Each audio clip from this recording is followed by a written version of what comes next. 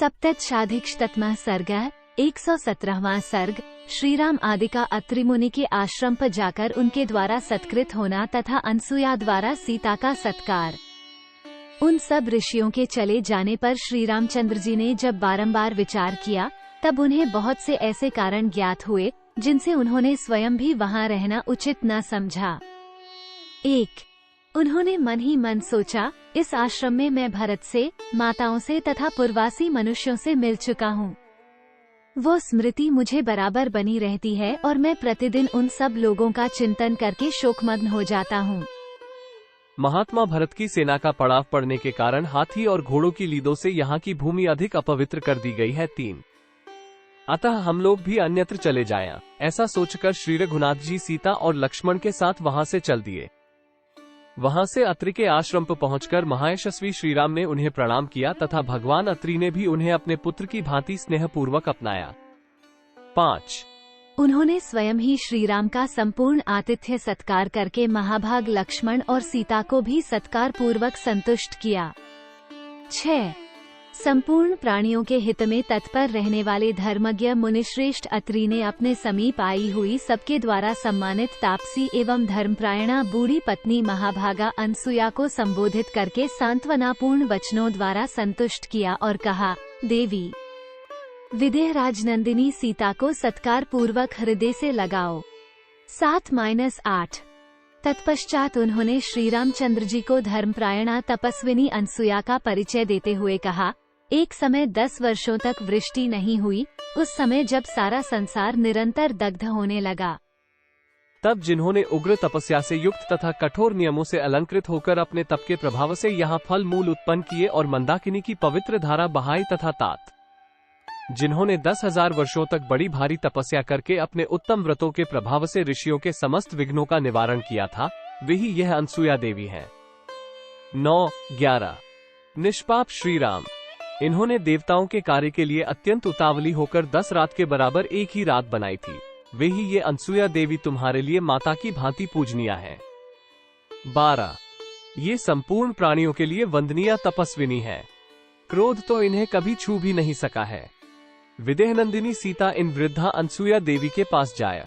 13 ऐसी बात कहते हुए अत्रि मुनि से बहुत अच्छा कहकर श्री रामचंद्र जी ने धर्मज्ञा सीता की ओर देखकर यह बात कही। 14 राजकुमारी, महर्षि अत्रि के वचन तो तुमने सुन ही लिए, अब अपने कल्याण के लिए तुम शीघ्र ही इन तपस्विनी देवी के पास जाओ।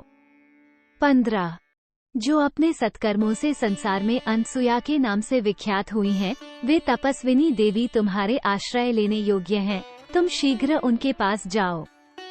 16 श्री रामचंद्र जी की यह बात सुनकर यशस्विनी मिथिलेश कुमारी सीता धर्म को जानने वाली अत्रिपंथी अनसुया के पास गयीं।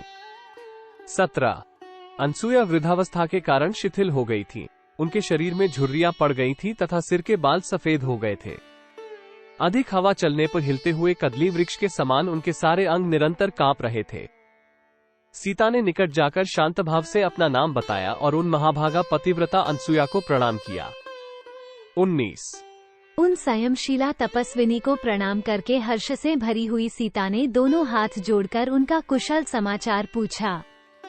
20 धर्म का आचरण करने वाली महाभागा सीता को देखकर बूढ़ी अनसुया देवी उन्हें सांत्वना देती हुई बोली, सीते सौभाग्य की बात है कि तुम धर्म पर ही दृष्टि रखती हो। 21 माननी सीते, बंधु बांधवों को छोड़कर और उनसे प्राप्त होने वाली मान प्रतिष्ठा का परित्याग करके तुम वन में भेजे हुए श्री राम का अनुसरण कर रही हो, ये बड़े सौभाग्य की बात है। 22 अपने स्वामी नग में रहें या वन में, भले हो या बुरे, जिन स्त्रियों को वे प्रिय होते हैं उन्हें महान अभ्युदयशाली लोकों की प्राप्ति होती है। 23 पति बुरे स्वभाव का, मनमाना बर्ताव करने वाला अथवा धनहीन ही क्यों ना हो, वो उत्तम स्वभाव वाली नारियों के लिए श्रेष्ठ देवता के समान है। 24 विदेह राजनंदिनी, मैं बहुत विचार करने पर भी पति से बढ़कर कोई हितकारी बंधु नहीं देखती। अपनी की हुई तपस्या के अविनाशी फल की भांति वह इस लोक में और परलोक में सर्वत्र सुख पहुंचाने में समर्थ होता है। 25 जो अपने पति पर भी शासन करती हैं, वे काम के अधीन चित्त वाली असाध्वी स्त्रियां इस प्रकार पति का अनुसरण नहीं करती। उन्हें गुण दोषों का ज्ञान नहीं होता, अतः वे इच्छानुसार इधर उधर विचरती रहती हैं। 26। मिथिलेश कुमारी।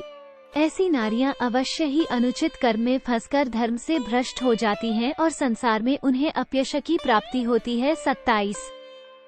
किंतु जो तुम्हारे समान लोक परलोकों जानने वाली साध्वी स्त्रियां हैं, वे उत्तम गुणों से युक्त होकर पुण्य कर्मों में संलग्न रहती हैं, अतः वे दूसरे पुण्यात्माओं की भांति स्वर्गलोक में विचरण करेंगी। 28। अतः तुम इसी प्रकार अपने इन पतिदेव श्री रामचंद्र जी की सेवा में लगी रहो। सती धर्म का पालन करो, पति को प्रधान देवता समझो और प्रत्येक समय उनका अनुसरण करती हुई अपने स्वामी की सहधर्मिणी बनो। इससे तुम्हें सुयश और धर्म दोनों की प्राप्ति होगी। 29। इत्यार्षे श्रीमद् रामायणे वाल्मीकि आदि काव्ये अयोध्या कांडे सप्तदशाधिकशततमः सर्ग। इस प्रकार श्री वाल्मीकि निर्मित आश्रामायण आदि काव्य के अयोध्या कांड में 117वां सर्ग पूरा हुआ। 117।